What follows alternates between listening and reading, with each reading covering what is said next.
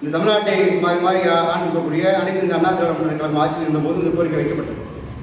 ஆனால் இன்றைக்கு திராவிட முன்னேற்ற கழகம் இந்த மக்களுடைய கோரிக்கையை ஏற்று அவருடைய பிறந்த நாளை அரசலாக அறிவிப்பு செய்து இமான்சனுடைய நினைவு அருகே அவர் மணிமண்டபம் அமைத்து முழு உருவ சிலை திறந்து முதல்வரே அவர்கள் நேரடியாக வந்து அவருடைய கரங்களால் திறந்து வைத்து இந்த மக்களை கோரிக்கையை ஏற்று செய்து கொடுத்ததை நாங்கள் முழுமனோடு வரவேற்கிறோம். அது மட்டுமல்லாமல் இங்கே சாதியின் பெயரால் மதத்தின் பெயரால் ஆர்எஸ்எஸ் பிஜேபி கும்பல் இங்கே பிளவுபடுத்த நினைக்குது. அதை வலுவாக இருக்கக்கூடிய இயக்கமாக திராவிட முன்னேற்ற கழகத்தை நாங்கள் நினைக்கிறோம். அந்த அடிப்படையில் தான் நாங்கள் இங்கே திராவிட முன்னேற்ற கழகத்துக்கு ஆதரவு நிற்க நாங்கள் முடிவெடுக்கிறோம். 28 மருதநாட்டு மக்கள் கட்சியினுடைய 2026 தமிழக சட்டமன்ற தேர்தலுடைய ஆலோசனை கூட்டம் இங்கே நடைபெற்றது. கூட்டத்தில் கட்சியினுடைய மாநில மாவட்ட ஒன்றிய நிர்வாகிகள் இந்த கூட்டத்தில் கலந்து கொண்டிருக்கிறார்கள். மறைந்த இந்திய கம்யூனிஸ்டினுடைய மூத்த தலைவர், எளிய மனிதர், தூய்மையான அரசியலிலே தன் வாழ்நாளிலே வாழ்ந்து மறைந்த ஐயா நல்லக்கண் அவர்களுக்கு இந்த கூட்டத்தின் மூலமாக நாங்கள் இரங்கலை தெரிவித்துக் கொள்கிறோம்.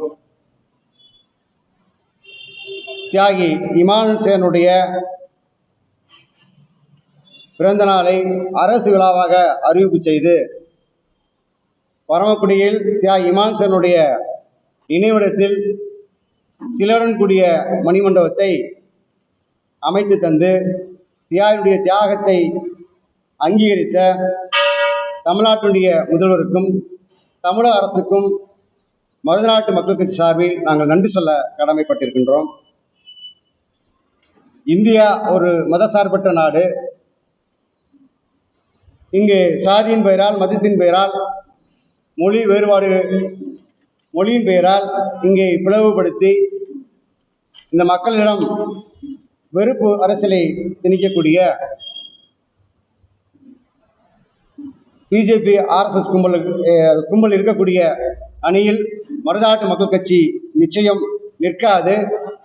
அந்த அடிப்படையில் இந்தியாவில் மதசார்பை நிலைநாட்ட இங்கே தளத்தில் இருக்கக்கூடிய இந்தியா கூட்டணியில் மருதநாட்டு மக்கள் கட்சி, இந்தியா கூட்டணியில் இருக்கக்கூடிய கூட்டணி கட்சிகளுக்கும் வருகின்ற 2024 சட்டமன்ற தேர்தலில் எங்களுடைய முழு ஆதரவை தந்து கூட்டணி வேட்பாளர்களையும் இந்தியா கூட்டணியும் வெற்றி பெற செய்வதற்கான வேலையை மருதநாட்டு மக்கள் கட்சி நிச்சயம் செய்யும்.